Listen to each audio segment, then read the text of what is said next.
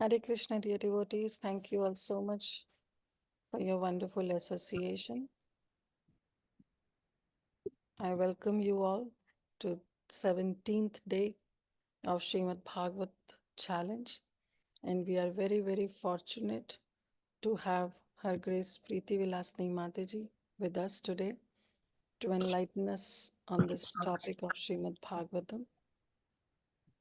So definitely it's my honor and privilege to introduce Mataji. So before I hand over to her, would like to give a brief introduction about her. So today's speaker, our dear Preethi Vilasini Mataji, she'll be speaking on the childhood pastimes of Krishna, and she is an initiated disciple of His Holiness Radhanath Swami Maharaj. She gives regular classes in Srimad Bhagavatam, Chaitanya Charitamrita, Chaitanya Bhagavat, Bhagavad Gita, Brihad Bhagavatam, Bhagavatamrita, and very, very wonderful speaker on Ramayana.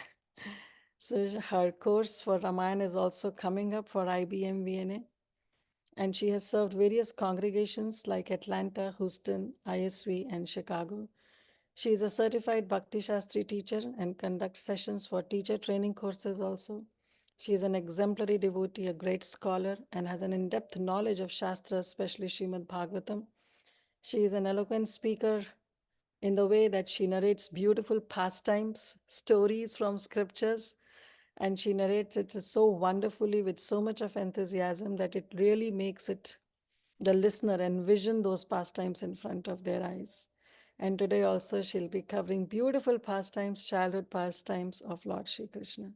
So we are really, really grateful and we honor our presence today on ISKCON Bhagavat Mahavidyalaya North America on this session.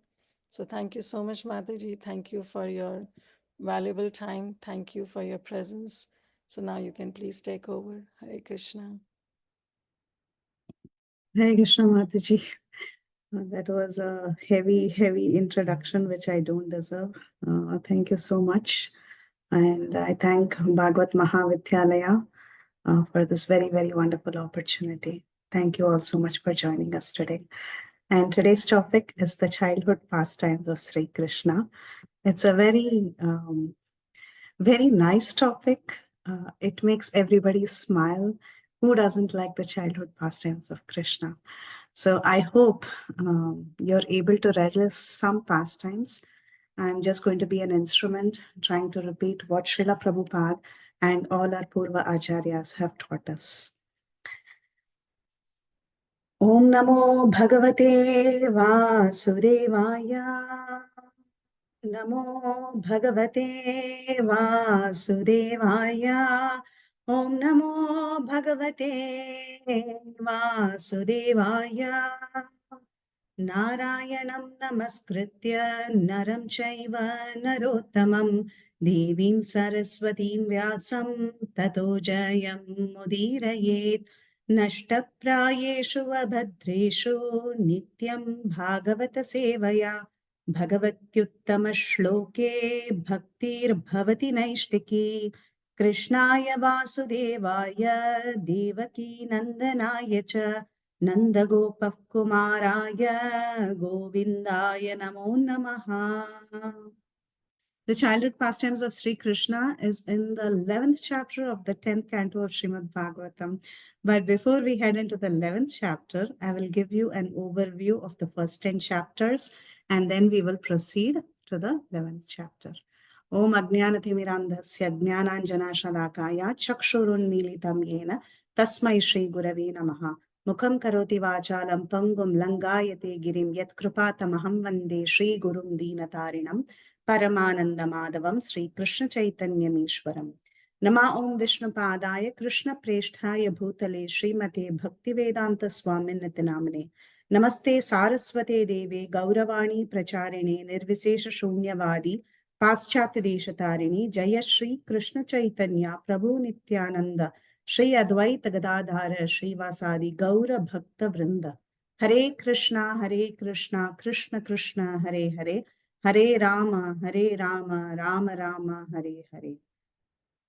My respectful obeisances to all the devotees on the call. Vanchakalpatarubhyascha kripa sindhubhyeva cha Patitanam Pavanebhyo Vaishnavebhyo Namo Namaha. Please shower your blessings so I can speak something from this section of Srimad Bhagavatam. Okay. So, the ninth canto of Srimad Bhagavatam deals with the subject matter of Ishanukata. That means the stories of the Lord and his devotees. So the entire ninth canto is filled with various stories of different incarnations of the Lord and his devotees who were great kings and who were rishis and they were ordinary householders. So different stories of all these great kings were discussed in the ninth canto. So Parikshit Maharaj was very, very intently hearing what Shukadev Goswami had to say. Shukadev Goswami was explaining to him about all these stories, and he started first describing the entire Surya Vamsha. Surya Vamsha is the sun dynasty, and then he proceeded to speak about the moon dynasty, the Chandra Vamsha kings. So, as he went on talking about the kings in the Chandra Vamsha, he came to a point where he started describing the Yadu dynasty, and the topic of Sri Krishna came up. So Shukadev Goswami, he summarized the glories and the transcendental qualities of Sri Krishna to Parikshit Maharaj, and he stopped there. So now Parikshit Maharaj, in the beginning of the 10th canto, he felt very let down because he thought, oh, you finished speaking about the pastimes of Sri Krishna, you're not going to speak further. So he requests Shukadev Goswami, please don't stop like that. I would like to hear Sri Krishna's pastimes in great detail. Why did he take birth? What did he do? What were his childhood pastimes? And what were the further pastimes? So describe everything to me in great detail. So he inquired like that to Shukadev Goswami. And Shukadev Goswami was very, very happy to hear this intense desire of Parikshit Maharaj.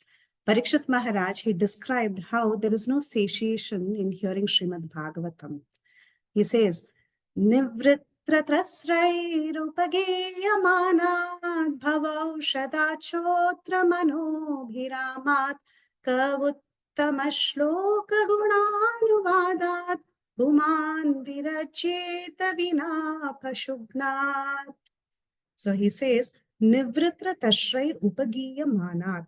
Just one will be released from all the Trishna, that is all the material thirst of this world, just when one hears the Gunanuvadat of Uttama Shloka, the glories of Uttama Shloka, who's non-different from Sri Krishna. So who will not continue to hear the glories of the Supreme Lord unless he's a killer of the self or killer of an animal, a butcher? So Parikshit Maharaj, he says, glorification of the Supreme Personality of Godhead is performed in Parampara system. That is, it is conveyed from the spiritual master to the disciple. Such glorification is relished by those who are no longer interested in the false temporary glorification of this cosmic manifestation. Descriptions of the Lord are the right medicine for the conditioned soul undergoing repeated birth and death like all of us. Therefore, who will cease hearing such glorification of the Lord except a butcher or one who's killing oneself, a Pashubnath? So Parikshit Maharaj, he says that one always desires to hear Harikatha, and there is no satiation in hearing this Harikatha. And hearing the statement from Parikshit Maharaj, Shukadev Goswami was very, very enthused to speak. And he spoke about the glories of Harikatha. He said, this Harikatha is very, very purifying. I'm so glad you're asking me to speak further. He said, Vasudeva Katha Prashna Pumsam Strim Punantihi Bhaktram Prachakkam Shrotrim Statpada Salilam Yata. This Vasudeva Katha, the story of the Supreme Personality of Godhead, it purifies three kinds of people. It purifies the speaker, the enquirer, and all the people in general who are listening. So that is the potency of this Harikatha or Vasudeva Katha. The translation is, the Ganges emanating from the toes of Lord Vishnu purifies the three worlds. Which are the three worlds? The upper, middle, and the lower planetary system. So Ganges is able to purify all the three worlds. Similarly, when one asks questions about the pastimes and characteristics of Lord Vasudeva Krishna, three varieties of men are purified: the speaker or preacher, or he who inquires, and the people in general who listen. So, three kinds of people are automatically benefited. That is the potency of Harikatha. So, he begins to explain. Now, he talks about the appearance of Sri Krishna and his childhood pastimes. So Shukadev Goswami began to narrate. He said, once upon a time, Mother Earth, she was unable to tolerate the burden on her because of the unrighteous kings. So she took the form of a cow and she went to Brahma to help him, to ask him for help. And Brahma, in turn, took her and he went along with all the demigods to the shore of the milk ocean to request Vishnu if he could help. That was Shirodakashayi Vishnu. So Shirodakashayi Vishnu, he speaks to Brahma, and Brahma hears the instructions of Shirodakashayi Vishnu within his heart. The instructions that the Lord gives is that he says that very soon he will appear. He will appear in this mortal world, and all the demigods should also appear in the Yadu dynasty. So he promises Brahma that I will reduce the burden that the earth is facing at this point in time.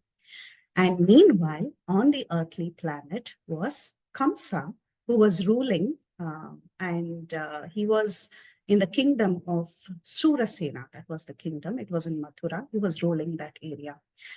Actually, his father was ruling, Ugrasen was ruling, but still, he was taking control of everything. And it was the time when his sister, actually his cousin, Devaki, was married. She was married to Vasudeva, and they were riding on their chariot right after marriage. And interestingly, the charioteer was Kamsa. Kamsa very affectionately, out of affection for his sister, he was the charioteer and he was driving the newly wedded couple. And at that time, from the sky, Kamsa hears a voice. And the voice says, Hey, fool!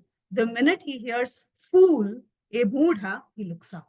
As if, that voice is just calling out right exactly to him. So he immediately identifies himself as a fool and he looks up. And that voice says that very soon the eighth child that is born to this lady whom you are taking in this chariot will be the cause of your death. He will actually kill you. So the minute he hears it, like any other passionate person, he lifts the sword and he's ready to chop off his sister's head. Just a few minutes back, he was very affectionate. But then the minute he heard this Ashariri means unembodied voice, that called him a fool and told him that he's soon going to die, he lifts a sword and he's ready to cut off his sister's head. And at that time, Vasudev, who was the new husband, he stops Kamsa and he starts educating Kamsa on the difference between the soul and the body. But at this point in time, Kamsa is not ready to listen. And Vasudev finally decides that the only way to stop him from doing this heinous act is to tell him that I will give all my children as soon as they are born. So he gives this promise. He tells Vasudev, as soon as all my children are born, I will hand them over to you, but don't kill Devaki. It is very, very sinful to kill a woman who's especially on the day of her marriage, and that too, she's your sister. So don't do this heinous act. As soon as these children are born, I'll hand them over to you, and you can do whatever you want. So he thought that he'll just postpone this terrible act of Kamsa. And maybe eventually Kamsa could even change his mind. So thinking like that, Vasudeva, he makes this promise. Vasudeva and Devaki, they have 7 children, one after the other. And the first 6 children, as soon as they are born, they hand them over to Kamsa. And Kamsa, very, very cruelly, he kills all these children as soon as they are born. When the 7th child was born, this child was transferred to the womb of Rohini, and he's called as Sankarshana or Balarama. Then it was time for the 8th child to be born, and that is our Sri Krishna. This is a very beautiful verse from Srimad Bhagavatam, very celebrated verse, often quoted by anybody who gives Bhagavatam class, especially on the 10th canto. So let's see the appearance of the Lord. तमद्भुतं बालकमम्बुजेक्षणं चतुर्भुजं शङ्खगदादियुधायुधं श्रीवत्सलक्ष्मं गणशोभिकौस्तुभं पीताम्बरं सान्द्रपयोदसौभगं महार्हवैडूर्यकिरीटकुण्डल द्विषापरिष्वक्तसहस्रकुन्तलम् उत्तामकाञ्ची अङ्गदकङ्कणादिभिर् विरोचमानां Vasudev ऐक्षत. So this beautiful, transcendental, resplendent child was born. How did he look? Tam Adbhutam Balakam. Adbhutam means he was very wonderful. Adbhuta. He was very, very wonderful. How wonderful was he? He was a tiny baby. He was just not a baby. Bala. He was just not Bala. He was Balakam. Balakam means very tiny, very, very tender limbs. And he had Ambujekshanam, which means lotus-like eyes. He had 4 hands, Chaturbhujam, Shankha, Gadadi, Udayudam. So he had 4 hands and he had weapons in these 4 hands. What are the weapons? Shankha, Chakra, Gada, and Padma. Padma is not a weapon. It is for protection. But still, he held all of this in his 4 arms. Srivatsa Lakshmam. Srivatsa is the mark, it is a sitting place of the goddess of fortune. It's a mark on the chest of the Lord. It is called as Srivatsa. When he was born itself, he had the Srivatsa on his chest. Galashobi Kaustubam. He was wearing Kaustuba gem when he was born. Pitambaram. He was clad in yellow clothes. Sangra Payoda Saubhagam. His complexion was like a fresh cloud. Sandra Payoda. Payoda means clouds, like cloud laden with heavy waters. That is Payoda Saubhagam. That was his beautiful complexion. What else did he have? A newly born child was fully decorated. Maharha Vaidura Kirita Kundala. He was wearing garlands. He had Vaidurya gems. He had Kirita and Kundala. Kundala is earrings and Kirita is actually a triangular crown. There is Mukuta and Kirita. Kirita is a triangular crown that doesn't cover the head entirely. It has overlapping leaf-like patterns on it. So it's triangular. Generally, small babies, they wear kirita. But mukuta means, the round crown that covers the head completely. So that's how our acharyas explain the difference between kirita and mukuta. So he was wearing Maharha Vaidura Kirita Kundala, Tvisha Parishvakta Sahasra Kuntalam. His curly locks of hair was decorating his face. Now, have you ever seen a newly born child with curly locks of hair? I mean, most children are like bald when they are born. Do you call it bald? Or you say, I mean, they basically have very sparse hair. They don't have much hair. But this child was unique. Uddama Kanchi Angada Kankanadibir. So he was wearing all sorts of golden ornaments like waist belt and chains and bangles, kankan. He was wearing bangles. Virochamanam Vasudeva Ikshata. And his entire body was resplendent.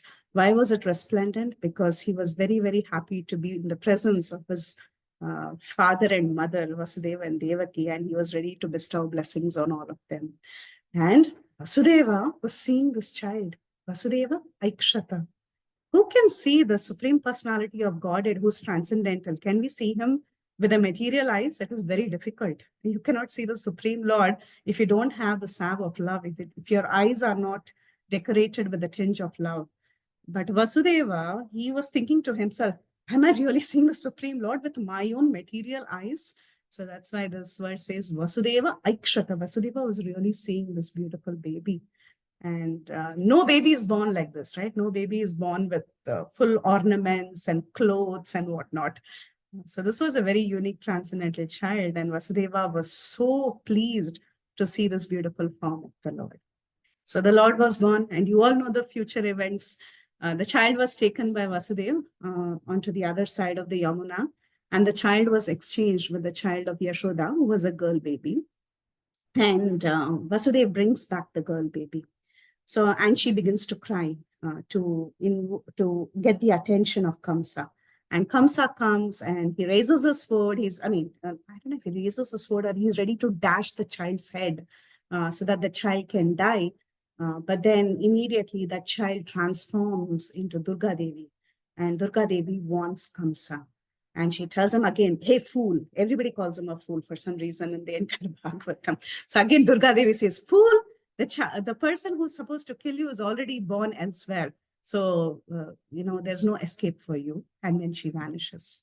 And eventually, Krishna, who's on the other side of the river Yamuna, who's with Nanda and Yashoda, he's very safe and happy.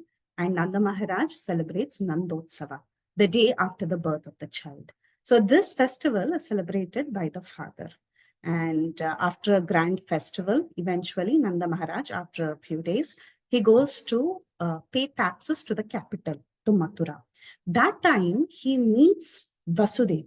And Vasudeva, who knows that his child is with Nanda Maharaj, warns Nanda Maharaj because he knows that Kamsa is going to send his men in search of the child and somehow kill the child.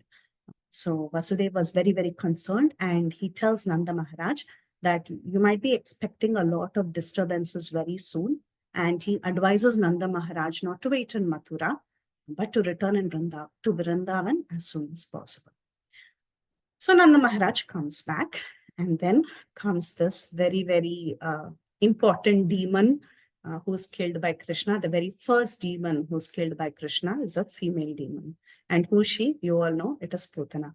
See, the 11th chapter is the childhood pastimes of Krishna as per Bhagavatam. But till the 11th chapter, there are many short stories that describe the beautiful childhood pastimes of Krishna. So we are going to take a stop at each of these stories and just cover one verse or one instance from each of these stories till we hit 11th chapter. Okay, once we go to 11th chapter, we'll see 11th chapter in detail. But before that, all the important events, just one verse, not more than that. So you all know the story of Putana. Just to describe the story of Putana, it will take us many days because we have so many commentaries by our acharyas, and Srila Prabhupada has written such beautiful purports. It will take us many days to churn those purports. But for now, we'll keep it very short. So this is a famous verse in the 10th canto that describes Putana, what happened with Putana. Padbyam bhakta hridisthabhyam vandhyabhyam lokavanditaihi angam yasya samakramya bhagavanapi tatstanam yatudanyapi sa swargam avapa janani gatim Krishna bhuktastana kshiraha kimugavo anumatara. Padbyam hridisthabhyam, that means the Supreme Lord, his two lotus feet are situated on the chest of the devotee. Okay, in the heart of the devotee is constantly meditating on the Lord. He's the Paramatma in our heart, right? So the two lotus feet of the Lord is on the chest or on the heart of great devotees. And what are they doing? Vandhabhyam lokavanditaha. Everybody is offering respects to him. The entire world is offering respects to those two lotus feet. But what did Krishna do? He placed his two lotus feet on the chest of Putana, who was a demoness. And what did he do with Putana? Angam yasya samakramya. He embraced her. He was holding on to her so tightly. He embraced her and he sucked her breast, her sthanam. Her breast he was sucking. So imagine what proximity Putana was having. This kind of proximity the Supreme Lord gives to his dear devotees. But here Putana is getting that wonderful experience of the Supreme Lord embracing her and sucking her breast and placing his feet on her breasts. And she was a Yatudani. She was a Kateri. That means she was a child killer. She was a demoness. And even she got Swargam. Swargam here doesn't mean ordinary heaven. It actually means the supreme abode, that which is resplendent, Suargam, that which is resplendent, that destination. She achieved that destination. And it is made very clear what that destination is. Avapa Janani Gati, the mothers of Krishna, the destination they received, this Putana, who's a demoness, she received that Gati, which is Goloka Vrindavan. Of course, she is not like the other mothers or the other nurses. The acharyas say that she was in Aishwarya Sukham. She didn't have spontaneous loving devotion like the other Brajvasis, but it was a different kind of mood, but she was still situated in the spiritual world. And then Shukdev Goswami says, then what to talk about the cows who gave their milk lovingly to Krishna to drink? What to talk about the cows? What to talk about the mother of Krishna? What to talk about the ladies who were like the mothers of Krishna? So this is the glory of the Supreme Lord. Even for this Yatadani, even for this Putana, he delivered her and gave her the highest honor. And there is a very nice Phalashruti in the end of this chapter that discusses the story of Putana. And this Phalashruti is applicable for all the childhood pastimes of Krishna. And that's the reason I've put it here. And this is for everybody who has listened so far and is going to listen till the end of the class. And anyone who reads Srimad Bhagavatam, of course. Ya etat putana moksham Krishnasyaarbhakamotputam Shrunuyat Shraddhaya Martyo Govinde Labate Ratim. What is the Parashruti? Govinde Labate Ratim. You will all get Rati, attachment for Govinda. So the translation is, any person who hears with faith and devotion about how Krishna, the Supreme Personality of Godhead, killed Putana, and who thus invests his hearing in such childhood pastimes, not only this, in all the childhood pastimes of Krishna, certainly attains attachment for Govinda, who's the original person. So like this, Krishna, he showed his Aishwarya Shakti in his Balalila. He was a tiny boy, but he showed his greatness. He showed the power of his mouth when he sucked out the poison and the life air of Putana. Similarly, there were other demons who came right after Putana. When he was 3 months old, there was a festival called as the Utthana ceremony that is performed for the child when the child turns around to his belly. When the child is born, generally the child sleeps on his back. But then when he's around 3 months, the child turns around. That festival is called as the Utthana ceremony. And the mother, Yashoda, was in charge of conducting this festival. Nandotsava was conducted by Nanda Maharaj, and Utthana ceremony was conducted by the mother, who's Yashoda. And it so happened that Yashoda was very busy. On that day, she had to go give return gifts and do all of that to all the people who had come. So momentarily, just for a short period, she kept the sleeping child on a cradle under a cart. But then what happened? There was a demon in the cart. He was a ghost demon. He was unembodied. He didn't have a body per se. He was a ghost and he occupied the cart. And Krishna immediately understood that there is a mischief monger here. And just like how a little child throws his legs in the air and cries, Krishna, very innocently, he threw his leg up and his soft little toe, that is very, very soft, like newly sprouted buds, that leg actually hit the cart and the cart smashed. Nothing happened to Krishna, but the demon was killed. And there were some little boys who saw this and they told Nanda and Yashoda, and everybody was surprised how a little baby was responsible for the cart to fall down. So that was Shakatasura. He died. Krishna here, he shows the power of his legs, just like how he showed the power of his mouth. Then, after some time, there was another demon by the name Trinavarta. He was the whirlwind demon, tornado demon, according to some people, whirlwind. Okay. So what happened one day? Yashoda Ma, she was playing with Krishna. Krishna was a tiny baby. So like all mothers and fathers do, she was throwing the child in the air and catching him. And Krishna was enjoying this.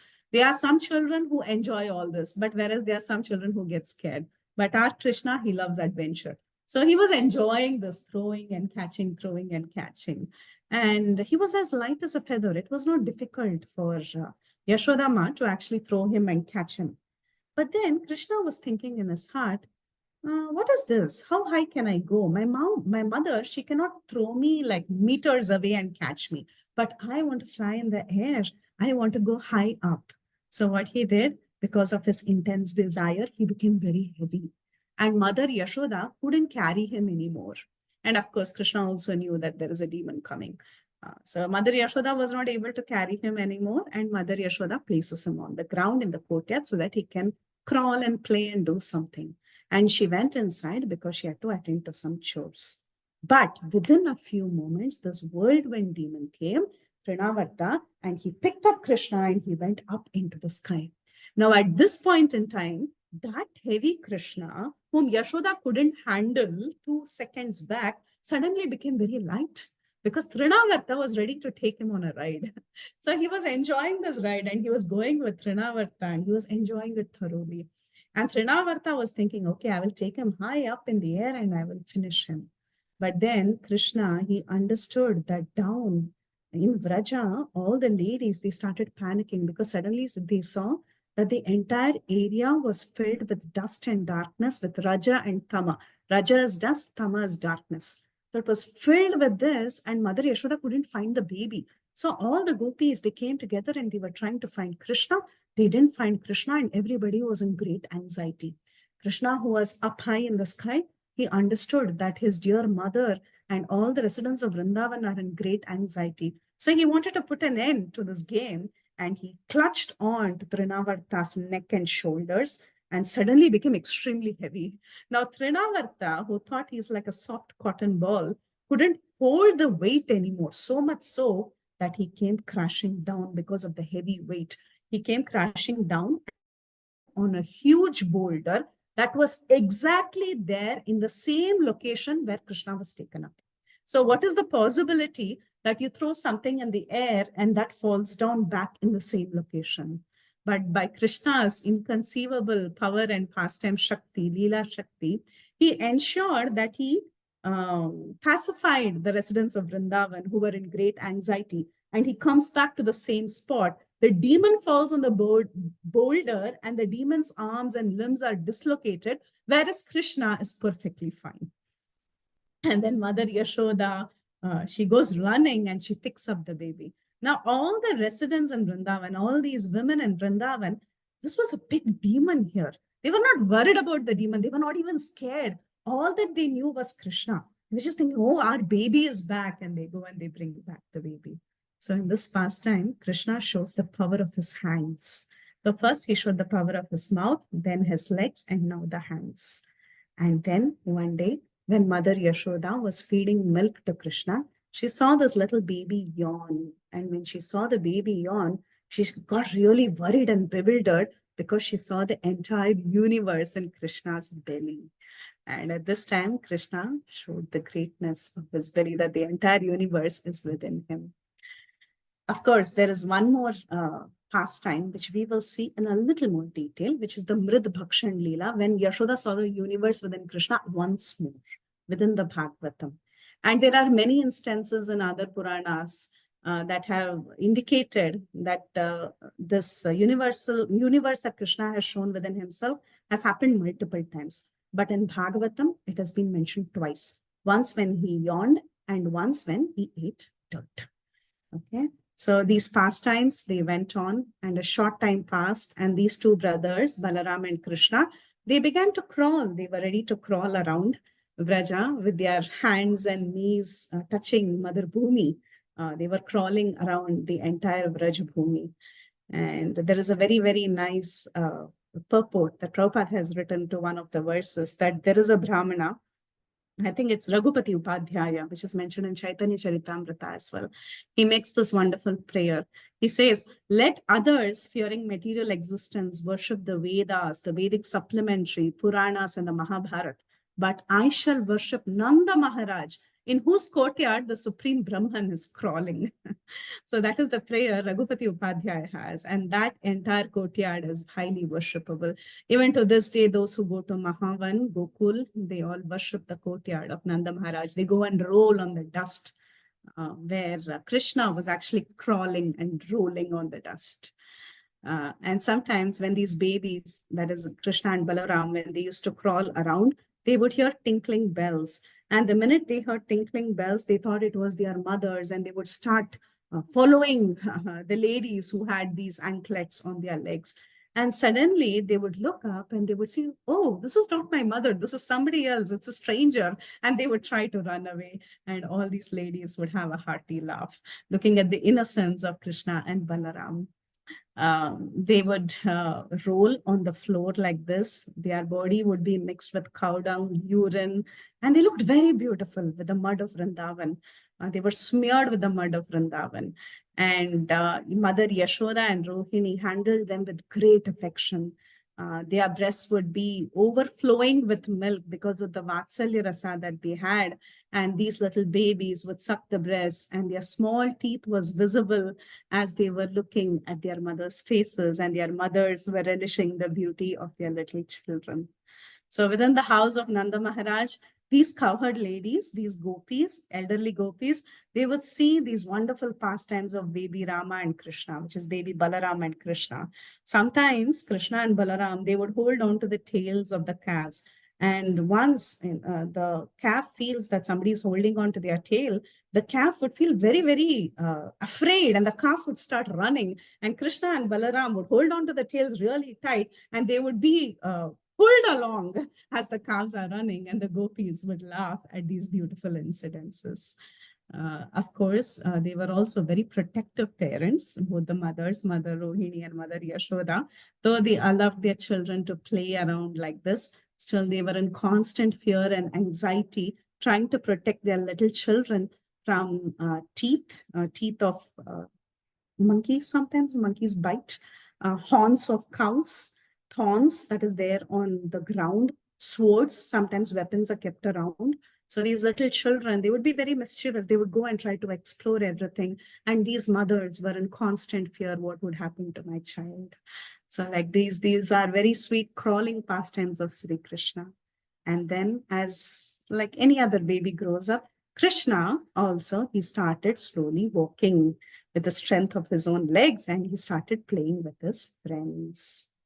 And what happens in terrible twos, the mothers would note this, that when the child becomes 2 years old, the child starts walking, and it's called as terrible twos because they begin to play mischief. They go around exploring, they touch fire, they jump in mud, they do all sorts of things.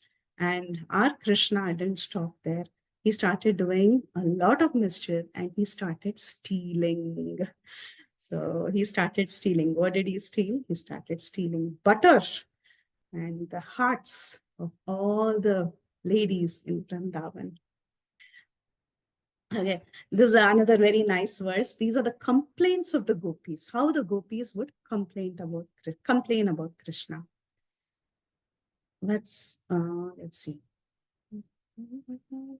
वत्सान्मुञ्चान् क्वचितसमये क्रोशसञ्जातः स स्तेयं स्वादौ अतियतददीपय कल्पितैस्तेययोगै मर्कान् भोक्ष्यान् विभजति स चेन्नातिबद्धं भिन्नति द्रव्यालाभे सगृहकुपितो याति उपक्रोश्यतोकान्.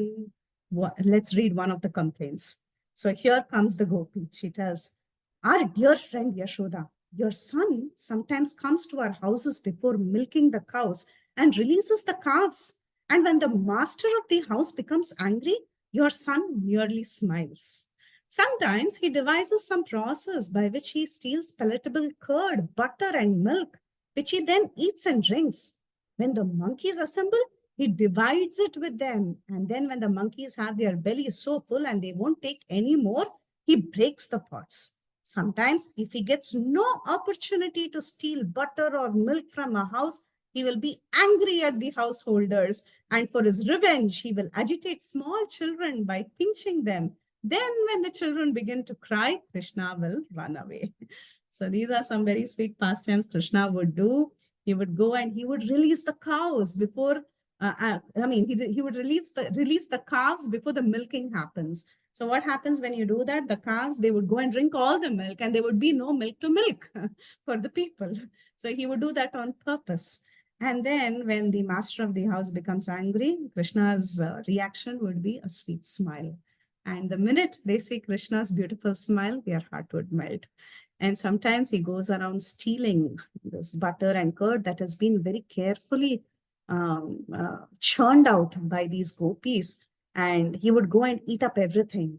And sometimes if he's not able to finish it, he would call all the monkeys and distribute all this butter and milk and all the other yogurt and all these milk products. And sometimes these monkeys would also have their bellies full. And when their monkeys have their bellies full, Krishna will be like, this butter is useless. Even the monkeys don't want it. And he will break the pots. So like this, Krishna, he would trouble. He would be a big trouble. He was a very big troublemaker.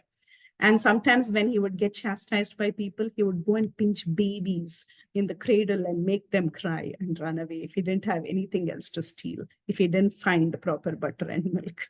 So this was Krishna. And these complaints would continue. There are more gopis who have lodged many other complaints. So I'll read some of the complaint letters from these gopis. When the milk and curd are kept high on a swing hanging from the ceiling and Krishna and Balaram cannot reach it, they arrange to reach it by piling up various planks and turning it upside down.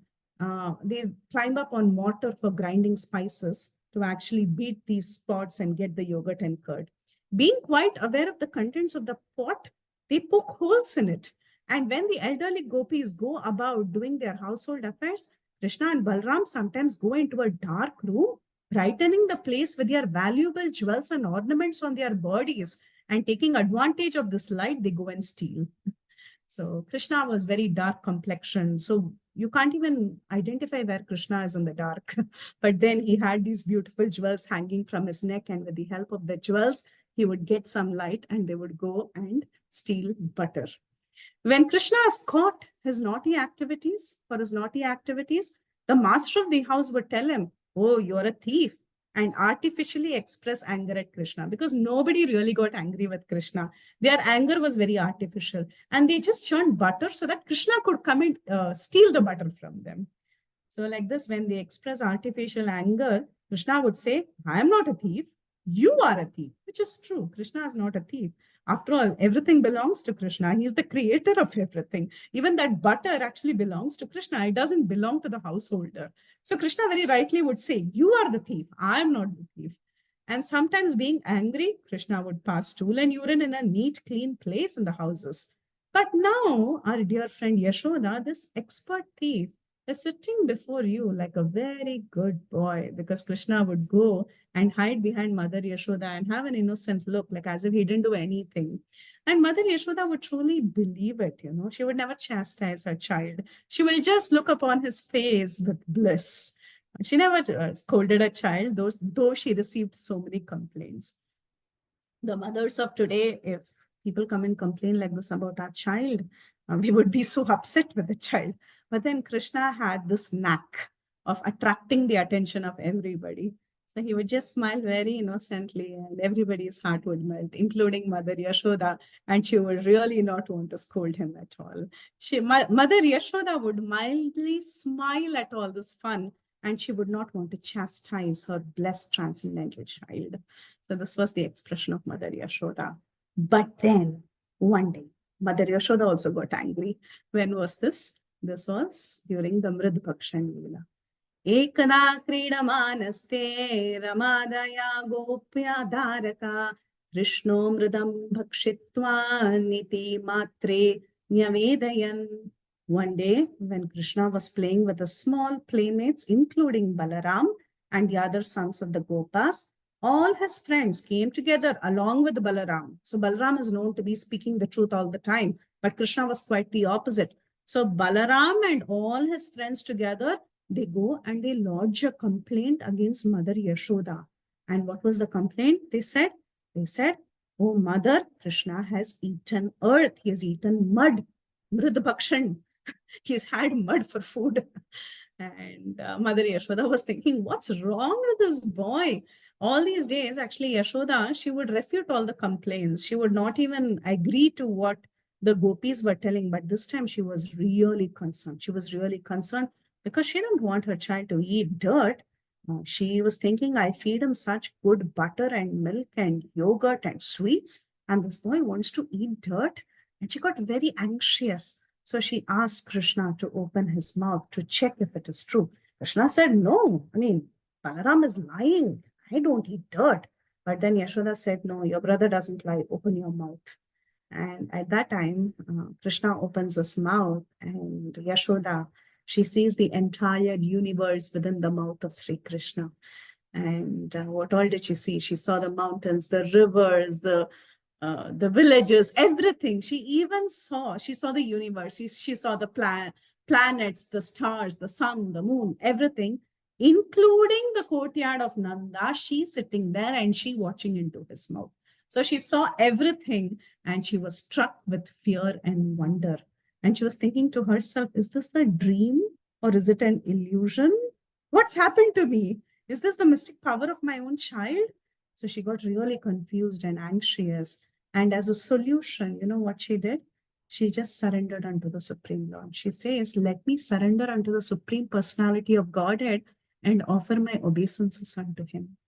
Here is a lesson for all of us. Srila Prabhupada says in the purport, one should not try to understand the supreme cause by argument or reasoning. When we are beset by a problem, all of us have problems, right? So when we are beset by a problem for which we can find no reason, at this point in time, Mother Yashoda couldn't ascertain the reason. She couldn't understand what she was seeing. She couldn't comprehend. She really thought something happened to her child.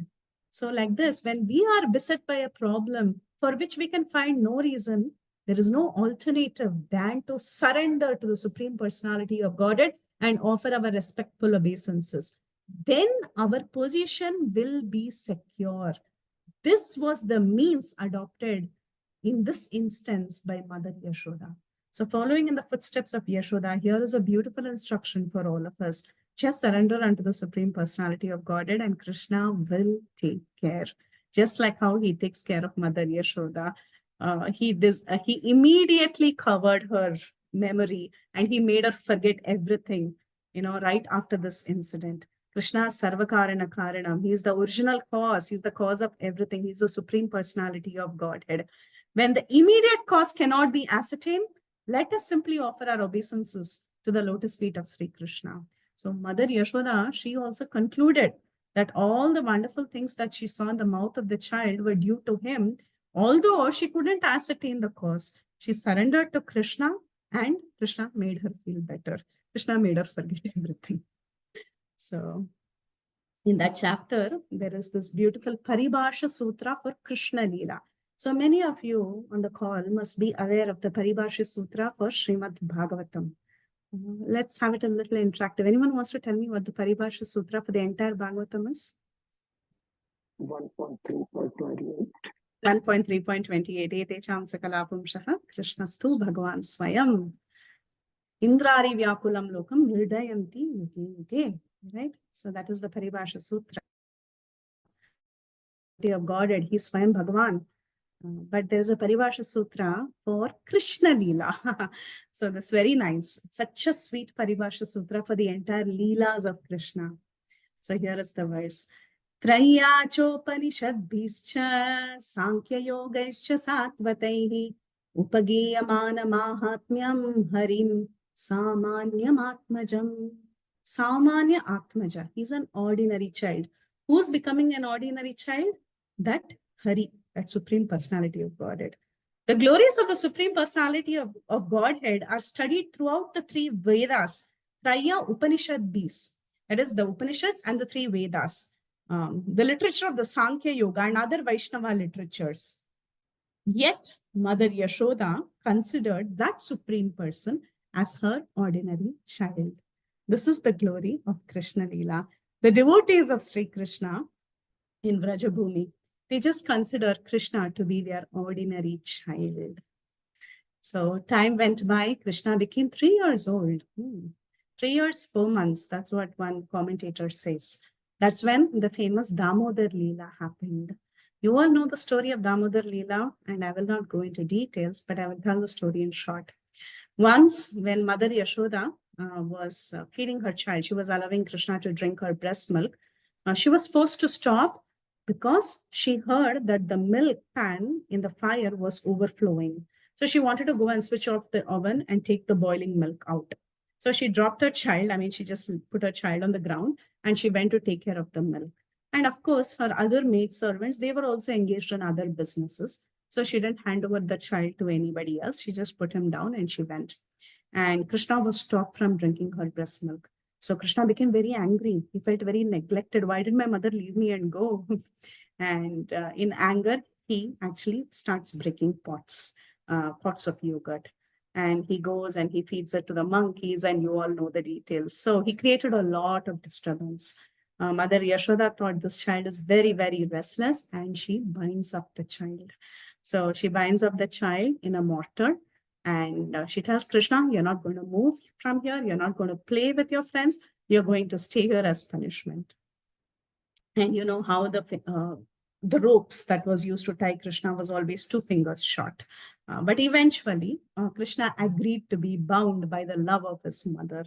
And when the mother went inside, again, Krishna started doing his mischief. He observed 2 tall trees.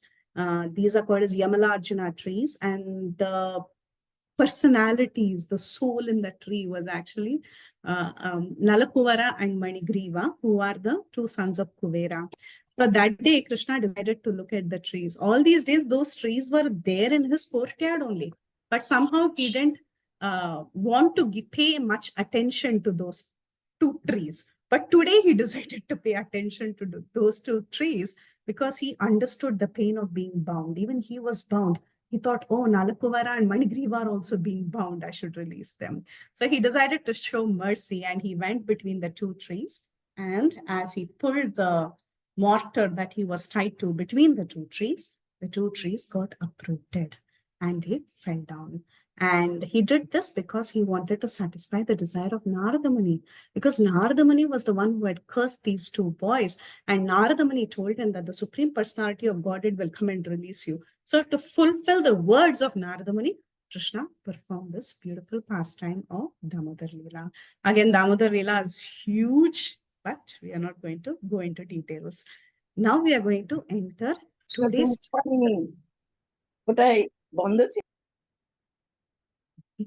Now we are going to enter today's chapter, which is childhood pastimes of Sri Krishna. So we have done 50 minutes already, but childhood pastimes of Sri Krishna is the 11th chapter of 10th canto of Srimad Bhagavatam.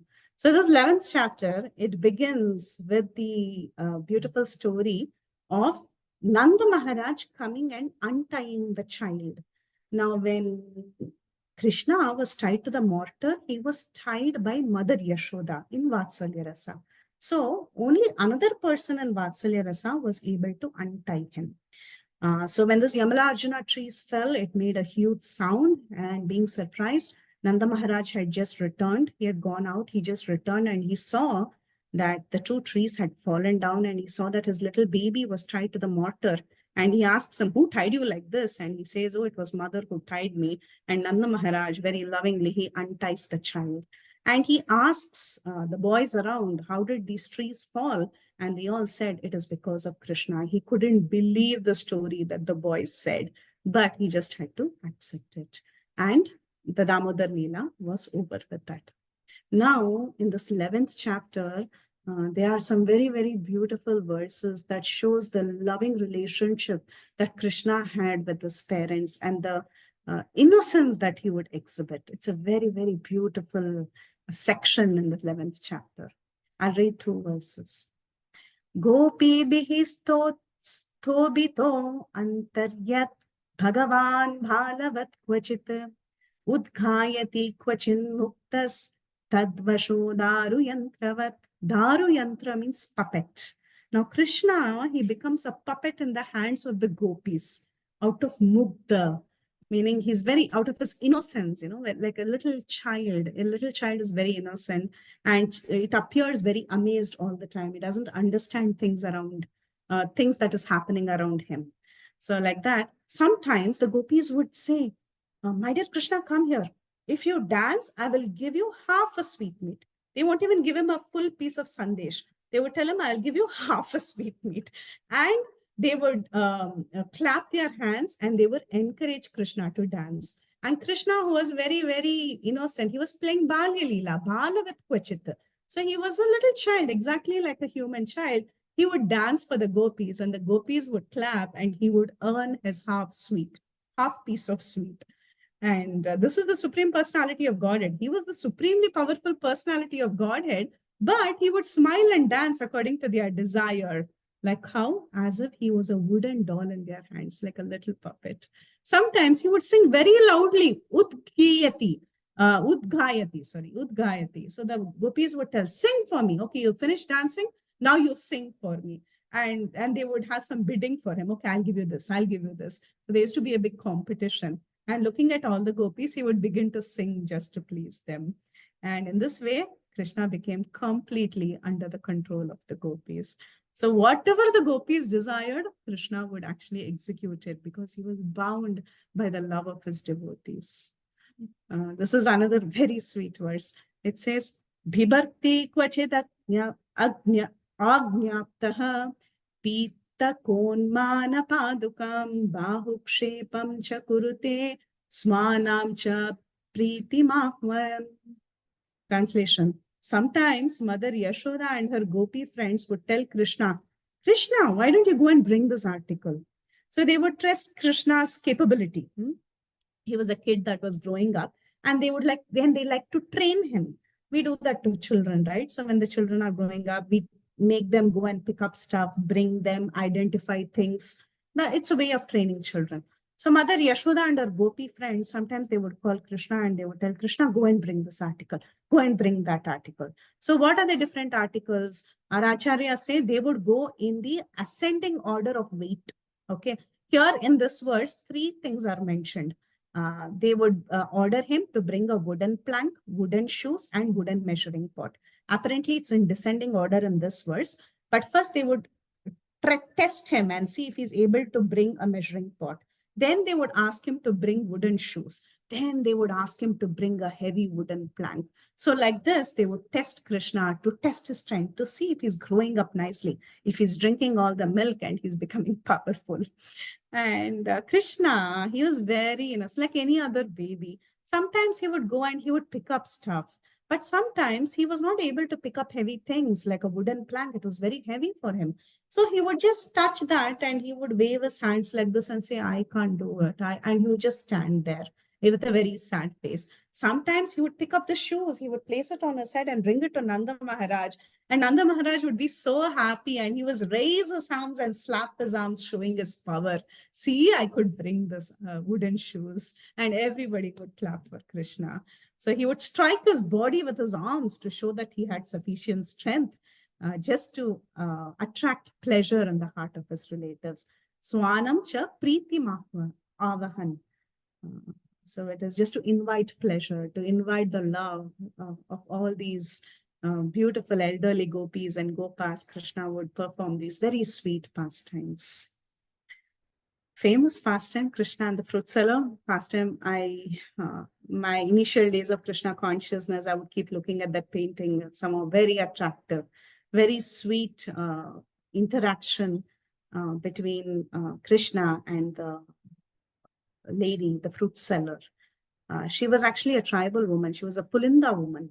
Vishwanath Chakravarti Thakur and others say she was not like one of these rich gopis who were there in Braja. She was a tribal woman. She just came from the forest, Pulinda lady who was selling fruits. It's a very, very, very loving pastime. Krinihi bho palaniti shrutva satvaram achyuta palarti dhyanam adaya yayau sarva phalapradha. Krishna is sarva phalapradha. That means one who gives all the fruits. What are the fruits? Dharma, artha, kama, moksha. These are called as phala, okay, fruits. But Krishna just doesn't give dharma, artha, kama, moksha. He also gives prema. He's the bestower of prema.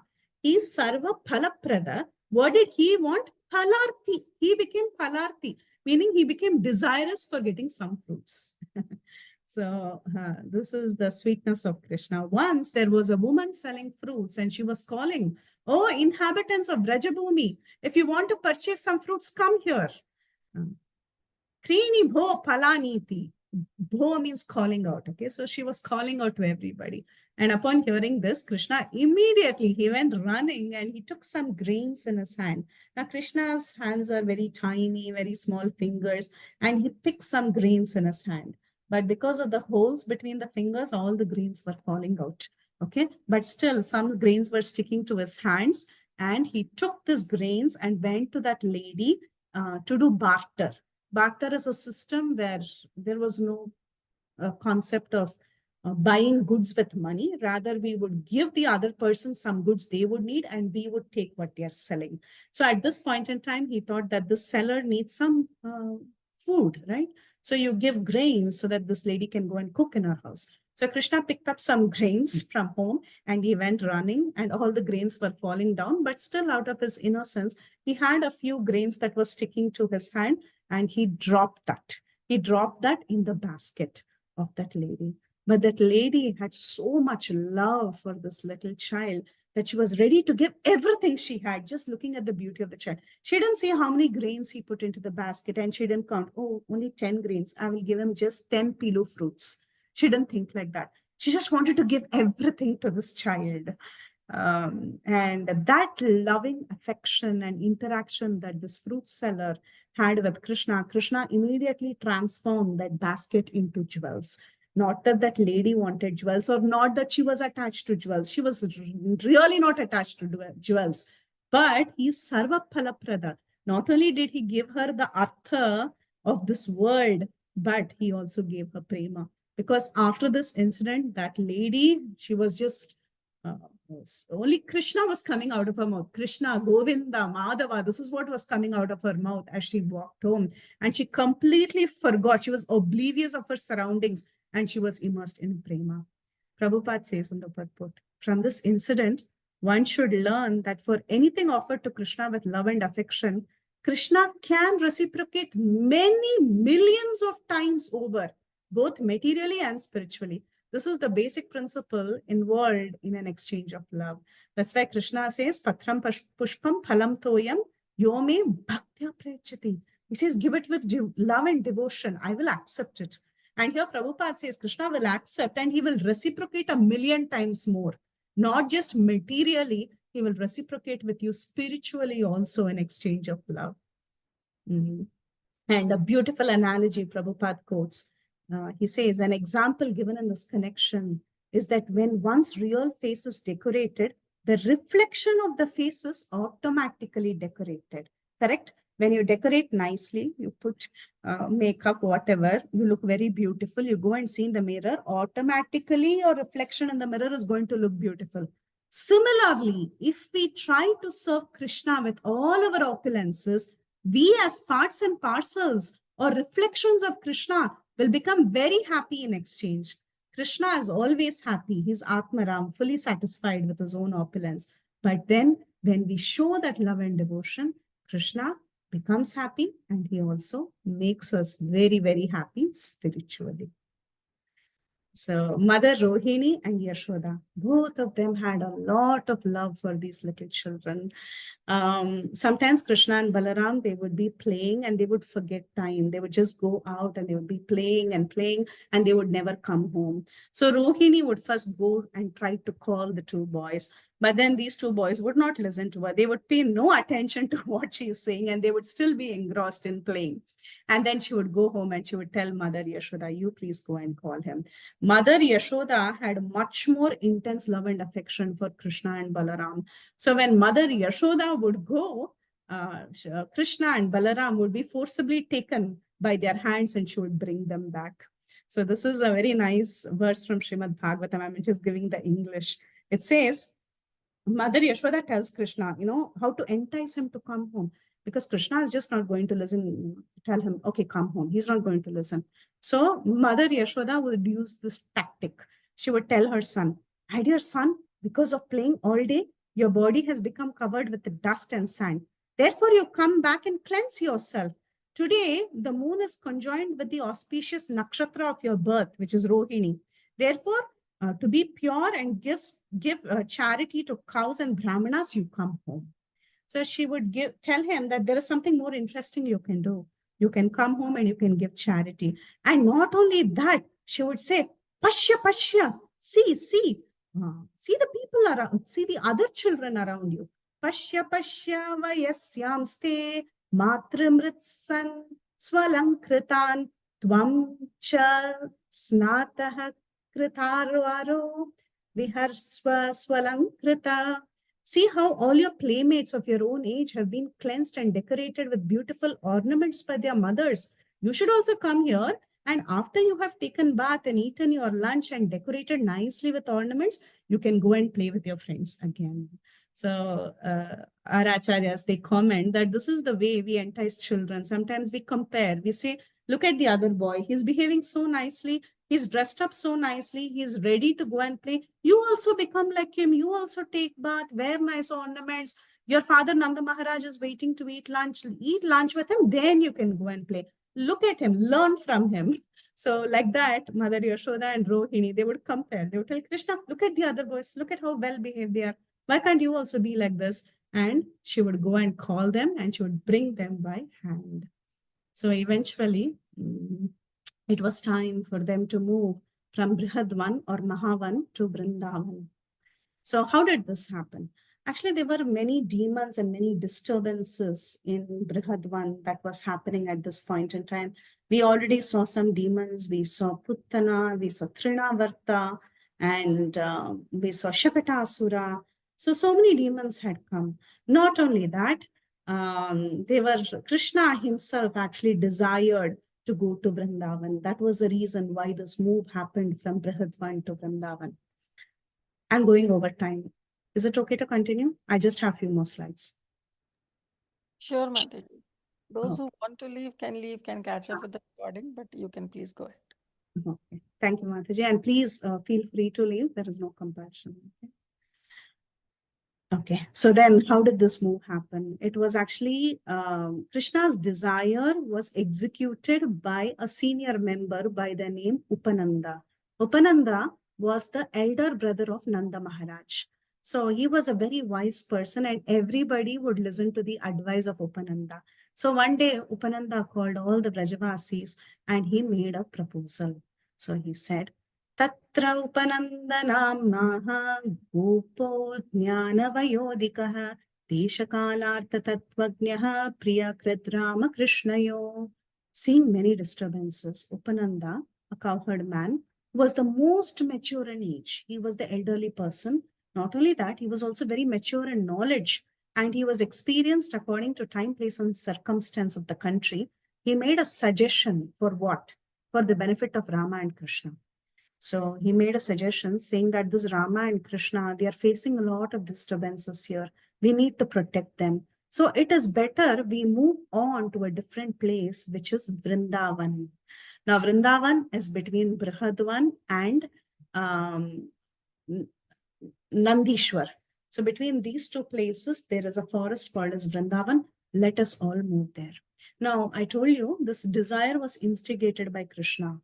Why was it instigated by Krishna? Krishna himself, when he had gone up into the sky with Trinavarta, again, our acharyas explain, he had a view of the entire area of Vrajmandal and he saw Vrindavan. He saw the lush grass in Vrindavan, and there was a desire in his heart that he wanted to take the cows and calves there to graze, and he wanted to play in the soft grass of Vrindavan. He really liked that place. So he had desired that he wanted to move there. So he instigated this desire in the heart of, in this thought in the heart of Upananda, and he made Upananda tell this. Not only that, to make this more feeling more effective, according to Harivamsha Purana, this is also quoted by the Acharyas, they say that Krishna created many wolves, like you see in movies, suddenly there is a gush of many animals and people are scared and they are scattering everywhere. So Krishna created some wolves from his own body, like an illusion, and he scared the people and everyone thought this place is very, very scary to live. Not only demons, we are seeing wolves, all this is there. Trinavarta came, Shakatasura came, Putana came. It's not at all a safe place. So let's leave this place. So like this, everybody agreed for the safety of Krishna and Balaram. And then they began their journey. This was a very beautiful journey that is explained in this chapter. It talks about the affection that Rohini and the Yashoda had for Krishna and Balaram. गोप्योरूढरथानूता कुचकुङ्कुमकान्तया कृष्णलीलजगुप्रीत्या निष्ककान्त्या सुवाससा. The cowherd women riding on the bullock carts were dressed very nicely with excellent garments on their bodies, especially the breasts were decorated with fresh kumkum powder. They rode, they began to chant with great pleasure the pastimes of Krishna. So Krishna and Balaram, they were tightly embraced by their mothers. Their mothers always traveled with them. And when they were all traveling, when all these cowherd people in the village were traveling, their favorite activity was singing the glories of Krishna and Balaram throughout their travel. So it is highly recommended that following in the footsteps of the Vrajavasis, we also, when we travel, the constant engagement that one could have is actually listening to the pastimes of Krishna and chanting his holy names. So this was actually, they were the trendsetter.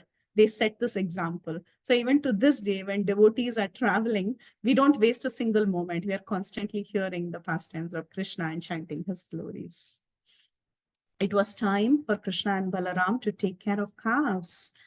They had moved to Vrindavan, and Krishna and Balaram, they would go on to the forest of Vrindavan and they would play in the forest of Vrindavan. Sometimes they would throw ropes and stones trying to get fruits from the trees.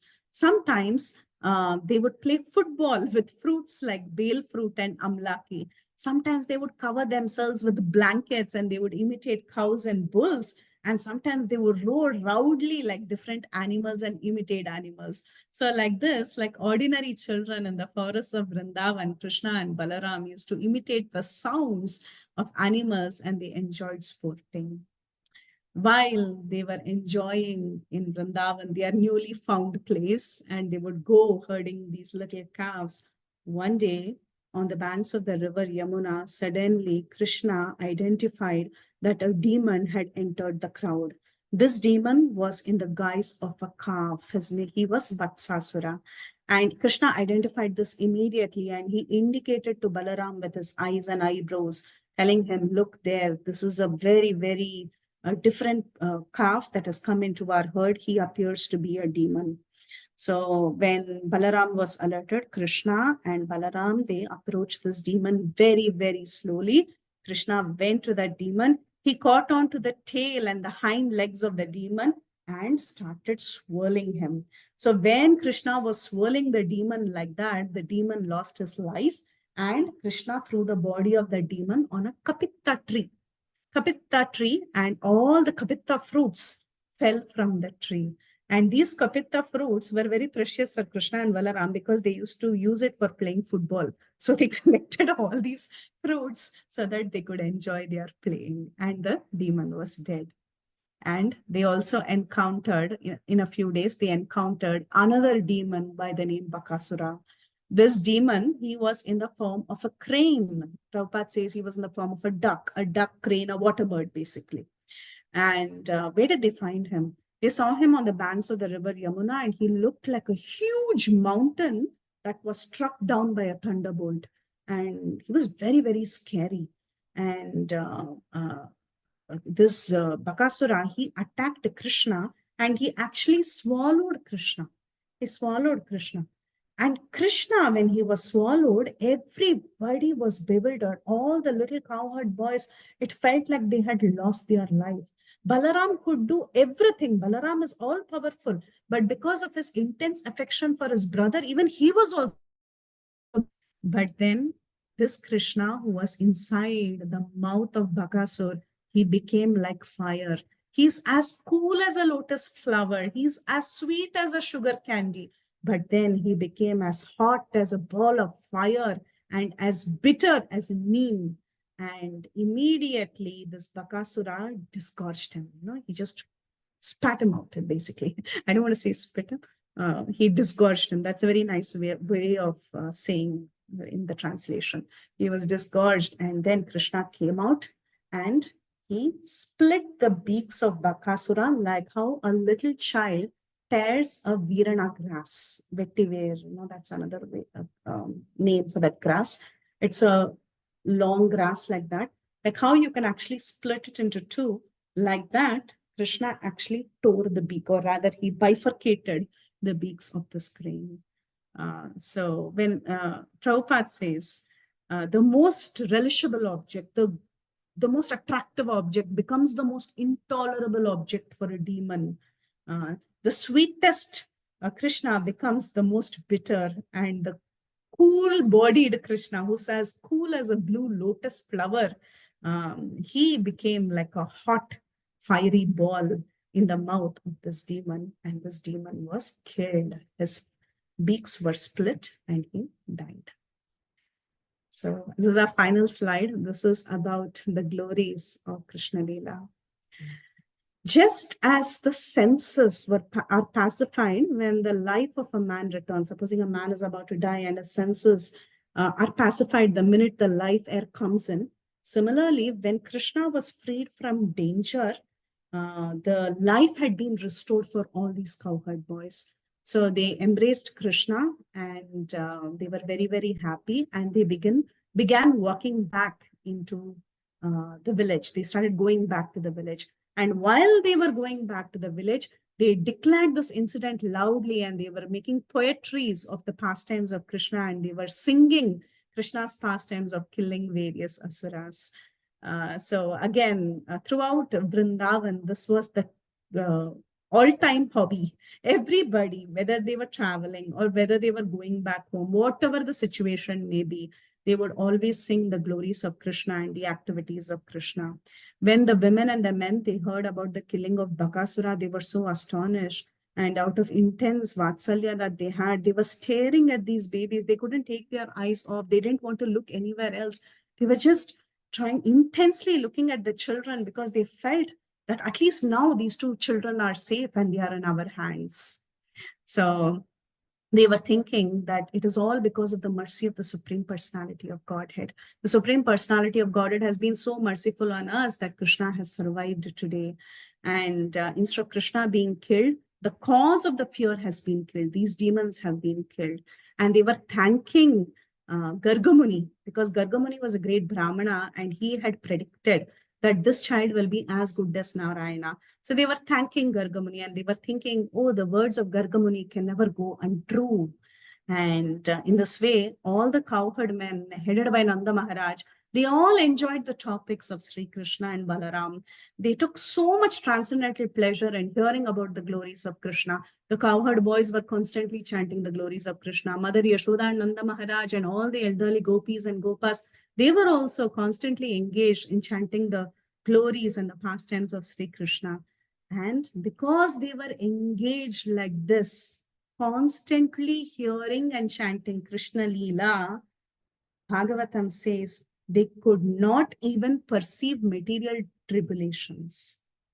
That's why there is this beautiful verse in Bhagavatam, Shrinvatam Swagata Krishna Punya Shravana Kirtanaha Hridayam Tastohi Abhadrani Vidunoti Surat Satam.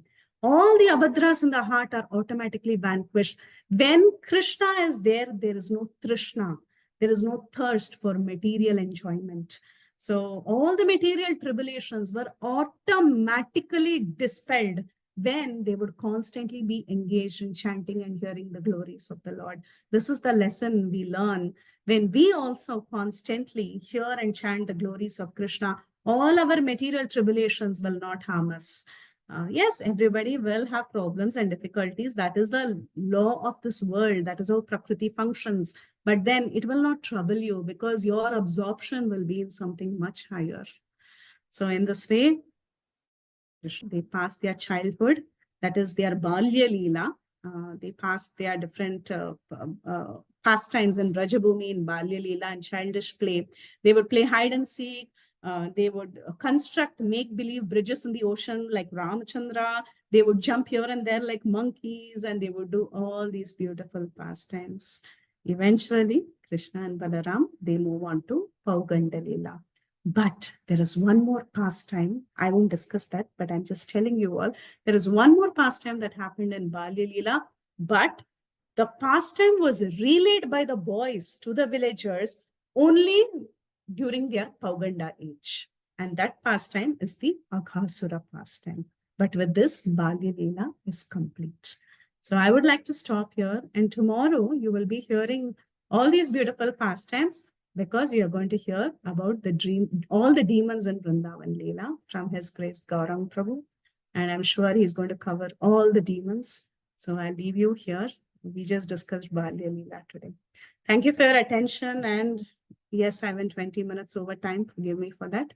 And if there are any questions, comments, realizations, if you have any additions, corrections, please feel free to go ahead. Thank you. Hare Krishna.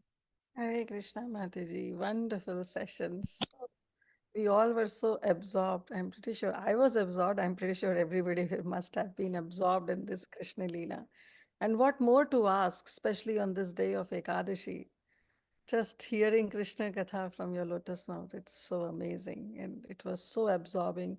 We could really envision the pastimes. So thank you so much, Mataji. Thank you for the opportunity, Mataji.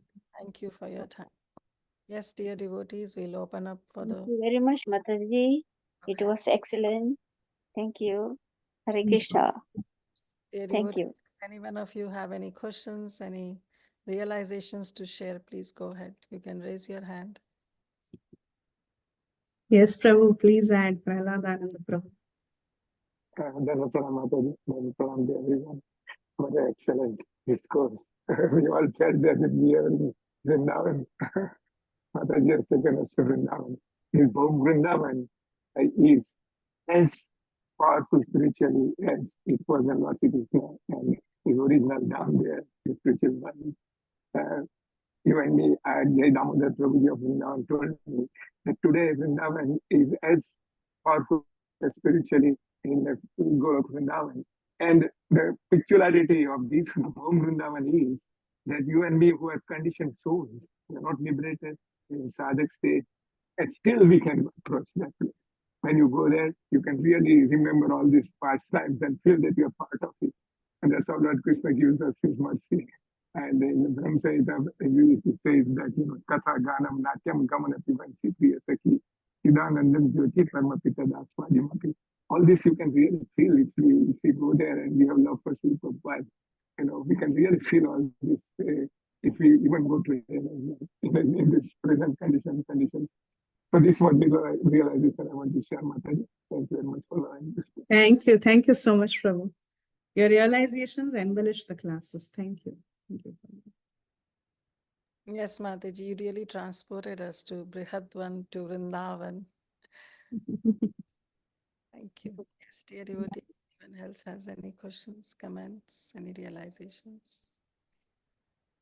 Yes, Raj. Okay. Anybody else? Okay. Okay, Mataji, I don't think so. If everybody is filling the chat box with beautiful glorifications. So thank you so much for this wonderful enlivening session on Krishna Leela. So we'll stop. Let's devotees, let's pray our obeisances to all the Vaishnavas. Vancha kalpatra. Chakalaptarubhyaksha kripa sindhubhya पतितानां पावनेभ्यो वैष्णवेभ्यो नमो नमः। श्री भगवान की जय, अनंत कोटि वैष्णवान की जय। Hare Krishna, Hare Krishna. Krishna, thank you, Mataji. Hare Krishna, thank you, Mataji. Hare Krishna Hare Krishna Krishna. Krishna Krishna Hare Hare Hare Ram, Hare Ram, Ram Ram, Hare Hare Ram Ram Ram Hare Hare Krishna Krishna, Hare Hare Krishna Krishna. Krishna Krishna, Hare Hare Ram Hare Ram Ram, Hare Ram Ram, Ram Ram. Hare Krishna Krishna Hare Krishna Krishna, Krishna Hare Krishna. Hare Ram Hare Ram Hare. Ram Ram Hare Ram Ram Hare Hare. Dear Very much, devotees, please join Mataji. tomorrow also for another wonderful session on Srimad Bhagavatam by Gaurang Prabhu. Thank you so much for your association. So we'll stop. Thank you.